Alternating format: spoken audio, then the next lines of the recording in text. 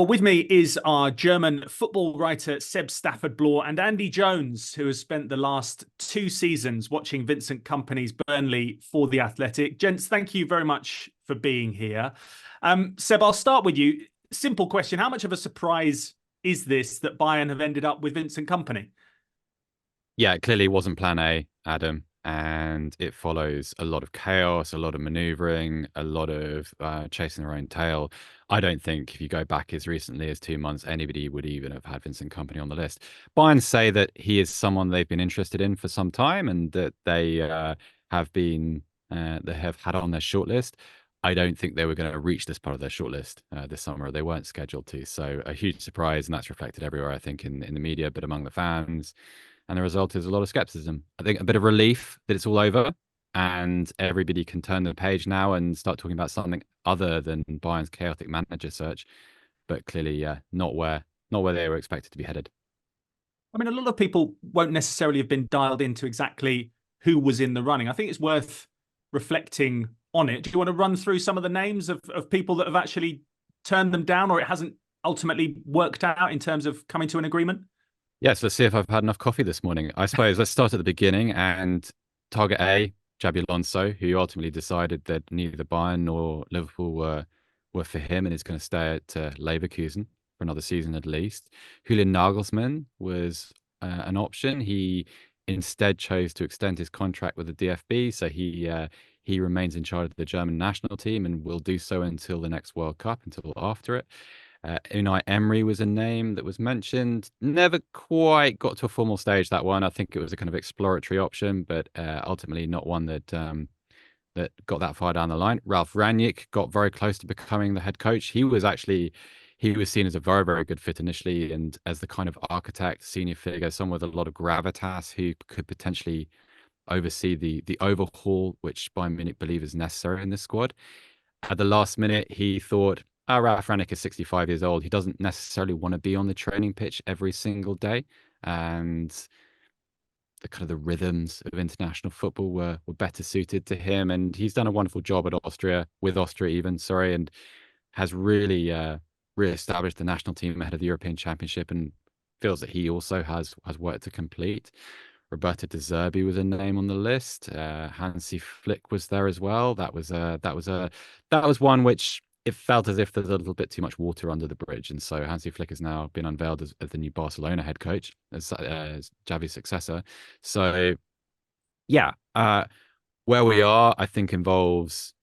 I mean, certainly the decision to go towards Kompany is being driven by Max Abel, the board director for sport, and I think initially there was a bit of skepticism around the club too, but then they met Kompany and everyone became a little bit more convinced by his ideas. And they like that he's a German speaker. They like that he's played in Germany before for Hamburg back in 2006 to 2008.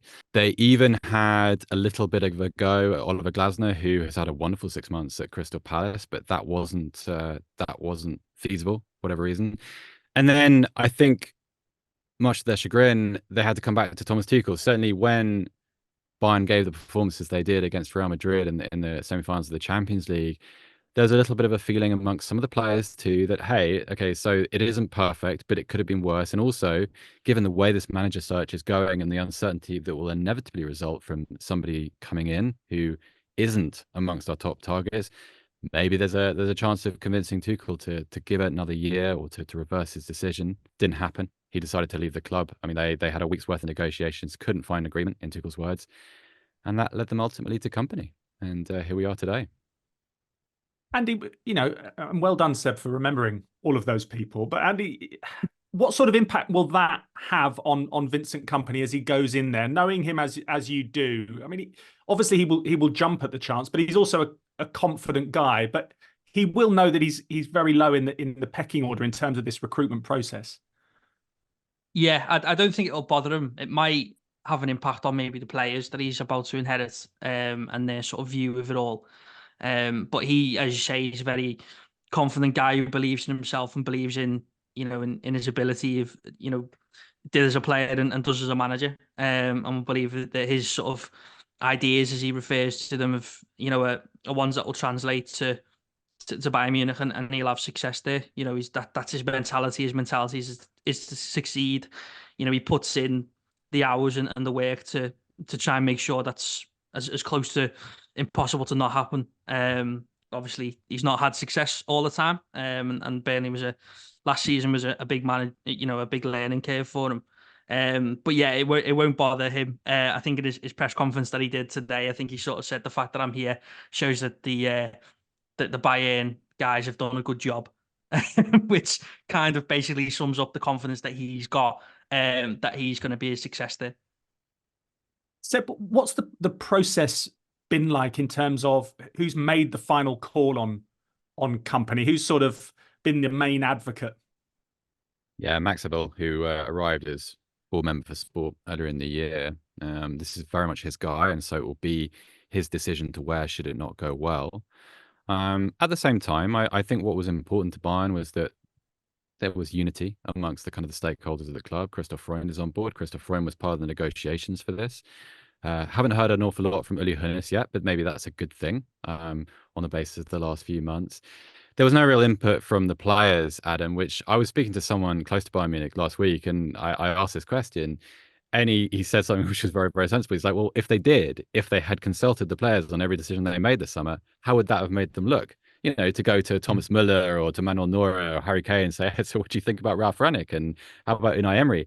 So no, this isn't being led by the dressing room, and probably rightly so, because I think part of the task here is this current team has to be dismantled and rebuilt, and that is going to involve, in a few cases, moving players who are who carry a lot of political weight, who are very popular, who have achieved a lot of success at the club, and so for the players to have agency in the decision, it kind of flies in the face of that process, I think, a little bit. So this is being sponsored by the new recruiting department, so to speak. It's interesting you mentioned about, you know, the consultation of the players. Correct me if I'm wrong, but when there was discussions of, or perhaps we could keep Tuchel, that was mentioned in that decision-making process that it had almost been tabled by the players. So it's quite strange that they wouldn't have maybe consulted some of the players on this. Yeah, I'm not sure sort of consulted is quite the right word for what happened there. I think there was a kind of a gathering of opinions. I might be splitting hairs a little bit, but I think also because of the different nature of it, which was to source an explanation, an idea from the players about how it was being perceived internally versus how someone external would be received. I think there was a key difference there. But yeah, I also think that kind of if they were to make that decision, then obviously they would have to have dealt with the fact that throughout much of this year, the Bavarian press especially, and Bild, which is the country's biggest tabloid, biggest newspaper, has consistently been reporting on kind of chasms within the dressing room and schisms between players who were pro-Tuchel and anti-Tuchel. So that was something they had to get out in front of. Andy, just take us into the Burnley dressing room, because it's obviously pertinent now, because Vincent Kompany is going to have to do a similar thing, albeit at a different level with Bayern Munich. When he first gets in front of his players, how does he get them on board? How does he get them on side? Because he obviously had a very successful first season with Burnley. It did click, didn't it?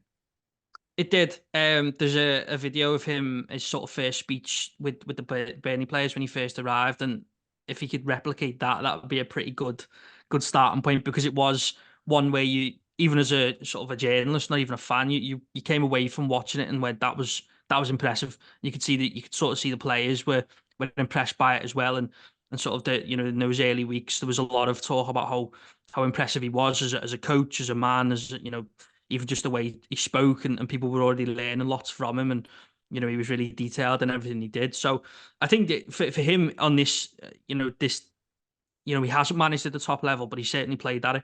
So I think he can relate to players in that sense, is that, there's that, he knows what it takes to be the elite. He knows what it takes to be big winners in the biggest competitions in European football, if you like. So I think that will be important for him to get that sort of message across, because he doesn't command that respect yet necessarily as a manager in terms of achievements won.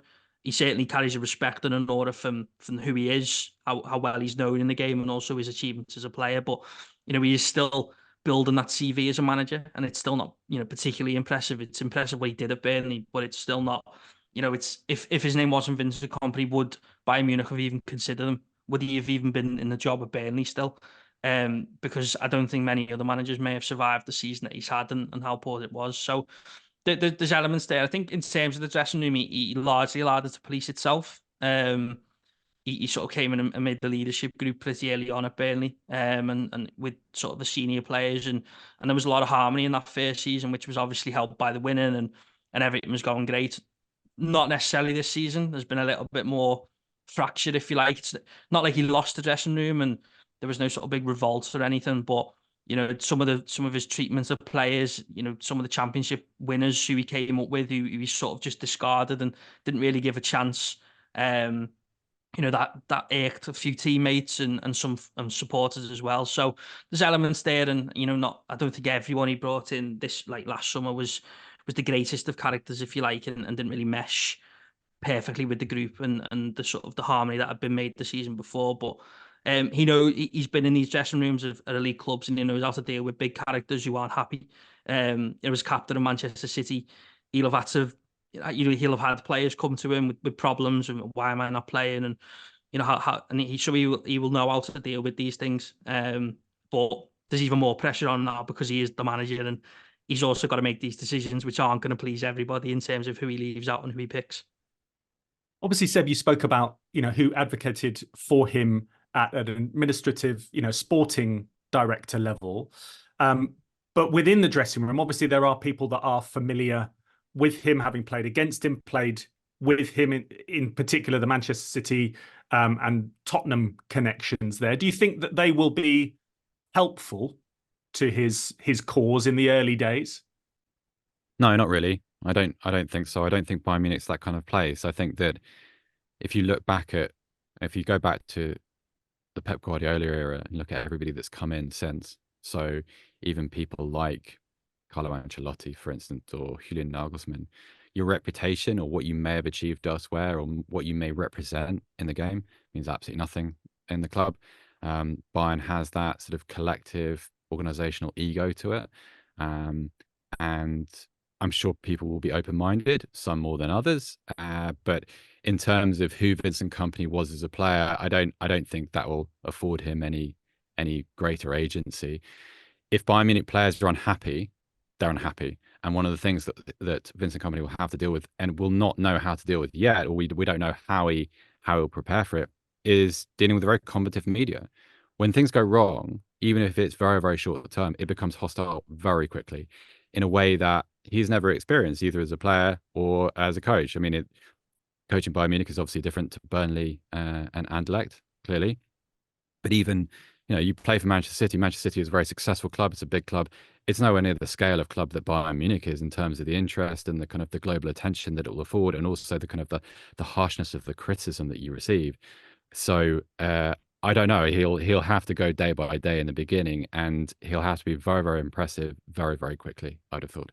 Do you think having the likes of Harry Kane and Eric Dyer and Leroy Sané in the dressing room who know him well from playing against him, playing with him, will help his cause in terms of having advocates in the squad in the early days?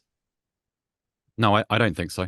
I think there'll be a little bit of familiarity. These guys will have some kind of professional relationship with him. And one of Kompany's strengths is how many languages he speaks. Obviously, a native French speaker, speaks English, speaks Flemish, speaks German to a really high standard. And so his ability to communicate with people, I feel like that's a much more relevant attribute than anything he's done as a player or as a coach anywhere else. So let's talk about the links to Pep Guardiola, because it seems as if it's perhaps an unhelpful cloud over Bayern Munich, albeit he had great success there. How important is the link from Kompany to Guardiola in this appointment? Vital, Adam. Disappointment doesn't happen without it, because I think it's one of the factors that has allowed Bayern to look beyond the relegation and look beyond the kind of the more troubling aspects of Kompany's last season at Bayern. It's one of the aspects which has allowed Bayern to look beyond the more troubling aspects of Kompany's last season at Burnley.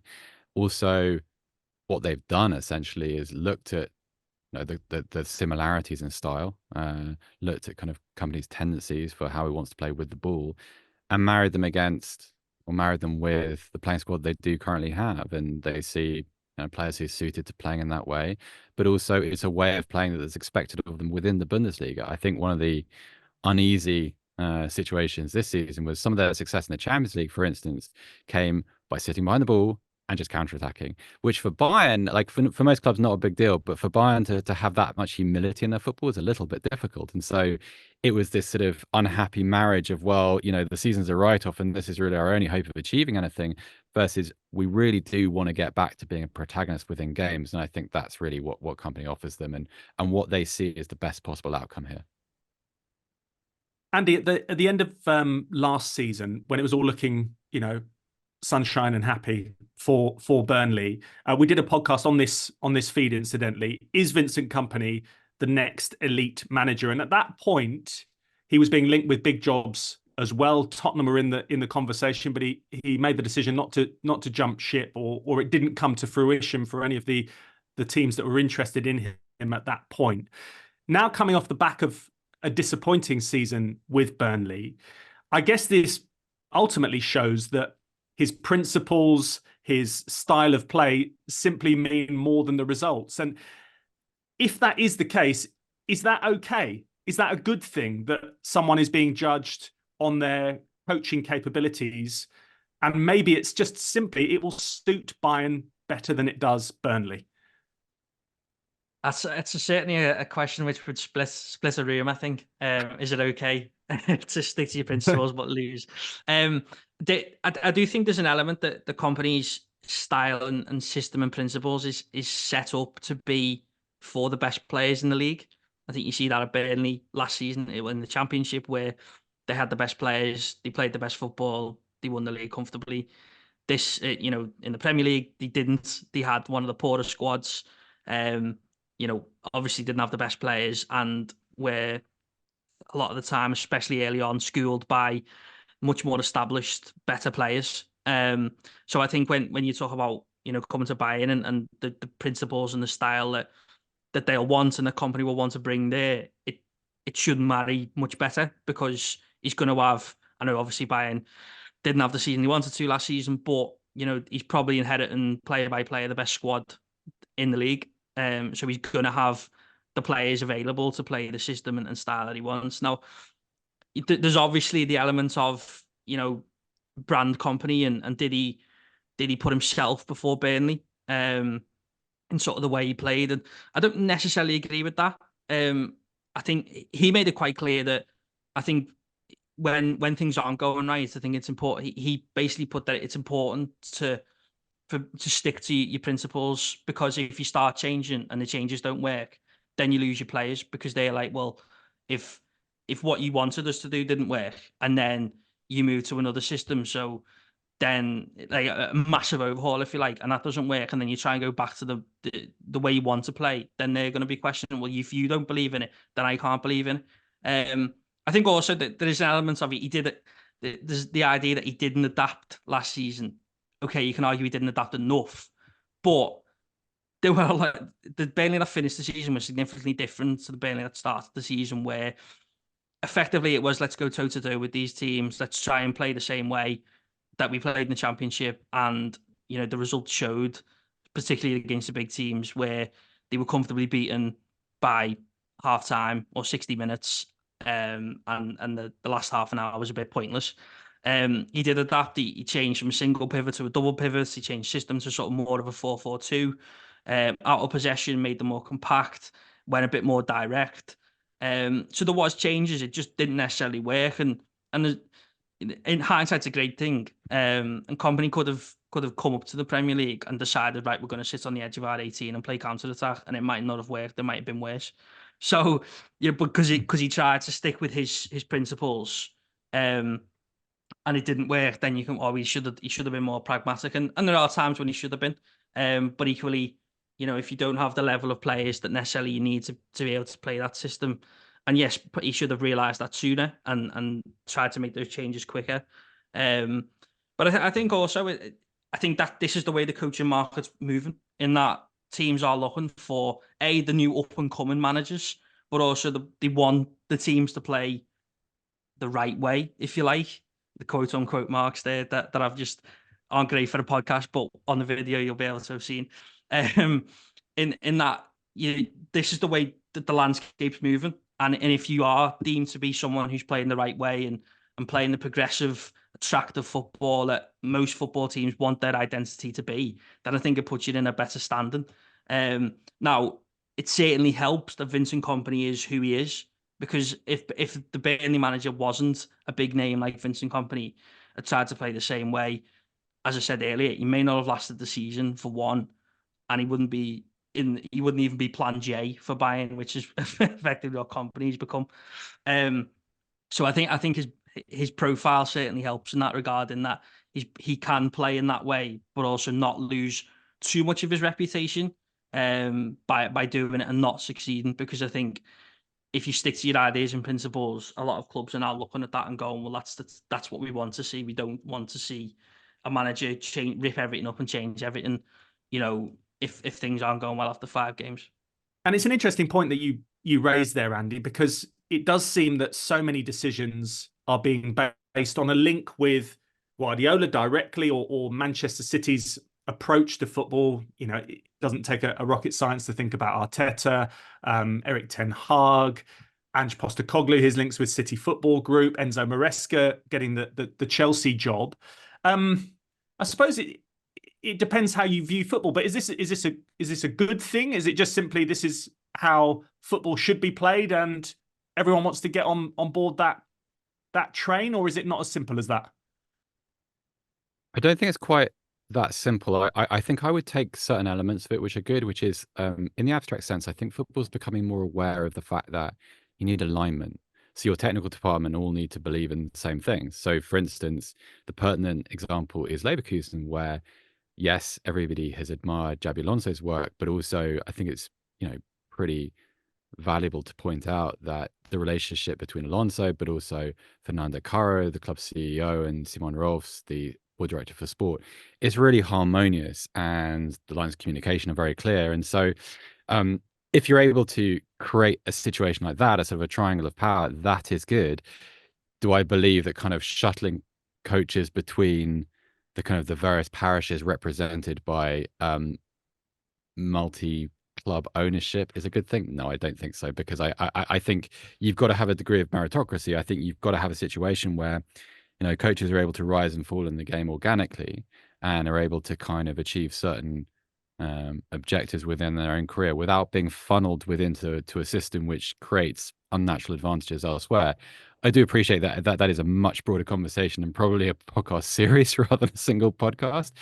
But yeah, I think essentially, if you're aware that you're appointing someone who can amplify the attributes that already exist in your club, yes, that is a good thing. Whether I go beyond that, I don't think so.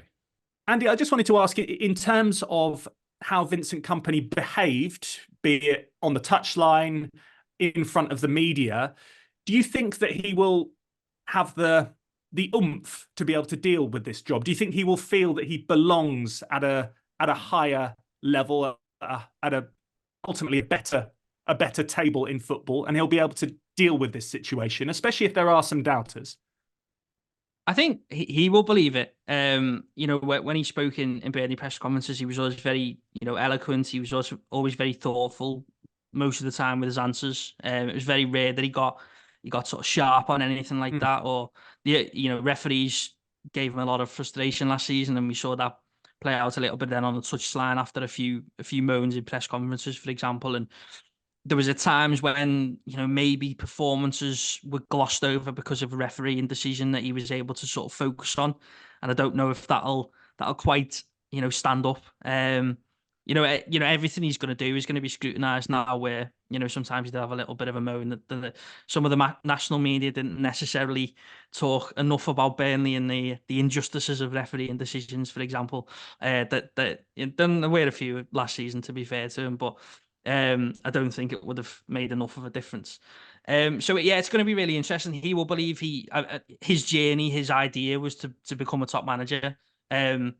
That is the way his brain is wired, is to be the best at what he does, whatever he does. He certainly did that. He got to the elite level as a player, and he will have been planning on his journey. Probably wouldn't have expected it maybe to come as soon as it has done. But he would have been planning to be at this big table at the, going up against these, the big managers with the big teams.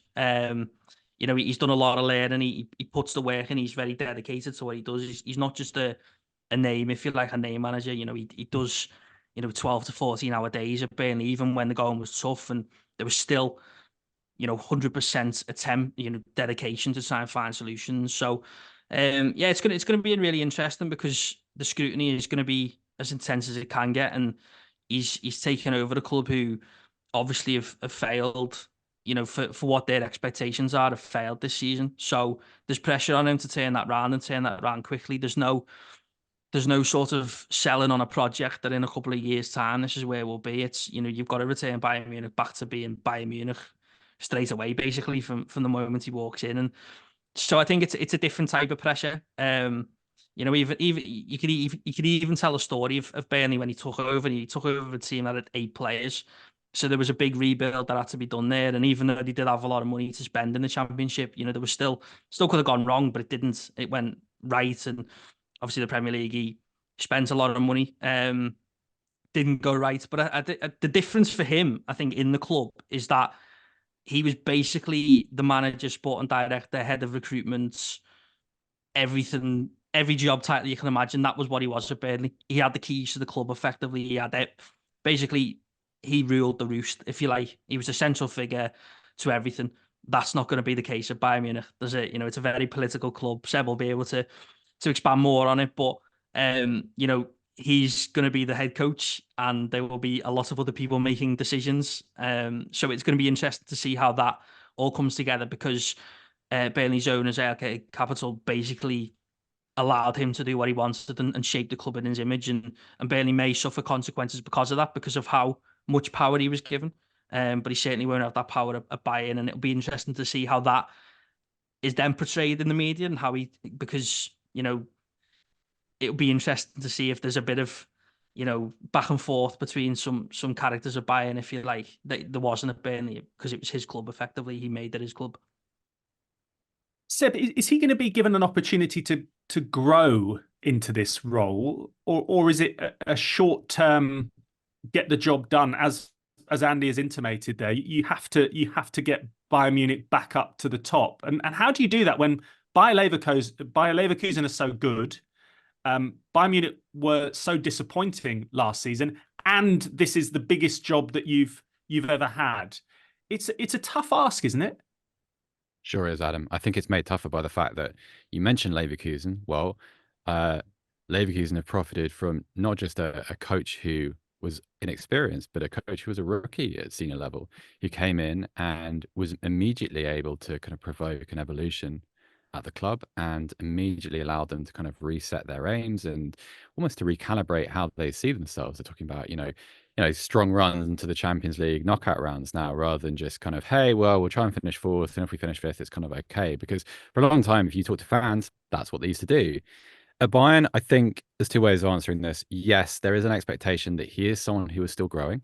He's someone who, they're not naive enough to kind of to completely overlook the differences between Burnley, Anderlecht, and Bayern Munich.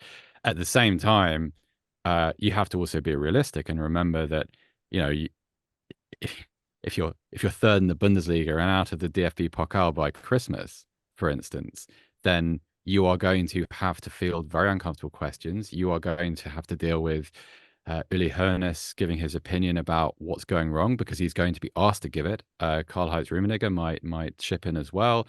And I think what's important to remember, and this is something that I've only really learned now, and I've been in Germany for a couple of years, is that if you were to aggregate the media interest between Man United, Man City, Arsenal, Chelsea, Tottenham, and Liverpool, that is the level of interest that exists in Bayern Munich in Germany. And so if you're in the middle of that spotlight, then your kind of sport. It's not necessarily about whether you're performing well or not. It's about your ability to be a kind of almost an industry of yourself. Bayern Munich doing badly is good for digital business. That's kind of the way of it. That's how modern media works. And so it's not as simple as, hey, don't worry, Vincent's come in and, he's just going to learn on the job. I think you have to temper that with the way modern football works, ultimately, Adam. So it's very, very difficult. And he's got to find this balance between performance and evolution, but evolution that happens quickly enough that it convinces people, if that makes sense. Well, let's wrap this up with two final questions. Andy, to you, is this as big a gamble as a lot of people are saying, or have you got a quiet confidence that he's going to be able to step up to the plate? Oh, well, people think it's going to go through one or two ways. Then it's either going to be sacked in 6 months or he's going to be a success.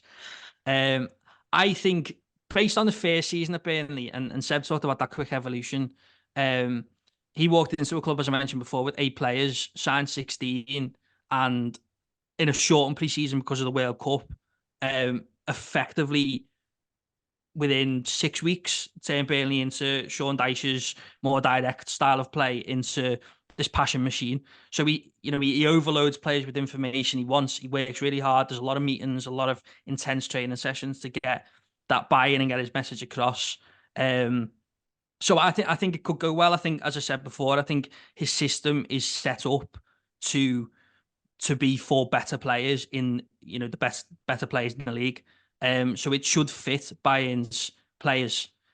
The difficulties is, can he deal with all the other stuff that we've discussed, and can he deal with the egos, and how will he manage it, and how will he manage if the first couple of games don't go well, and can he get that buy-in? I'm erring on the side of I think he'll be a success, but I think he'll certainly do well. But I think it's a huge gamble because he doesn't have that experience at a managerial level, and it's a complete unknown of how he's going to deal with it, as it was a complete unknown as how the Premier League season was going to go, and he showed the naivety and inexperience there. So it's how much he's been able to learn from last season that he's then able to apply to this and a new situation.